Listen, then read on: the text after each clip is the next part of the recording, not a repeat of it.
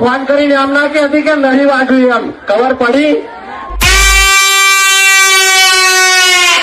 Phone કરીને લુકીએ ધમકીઓ બીજાને આપવાની. આ ધર્મેશ રિમિક્સ ને નહીં ખબર પડી તને? ધમકી બમકી હાલતી નહીં, નકન ખબર પડી જશે બધી બાજુની.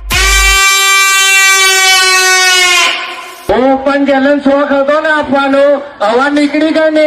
સામે બાપ આવ્યો ત્યારે હવા નીકળી ગઈ ને.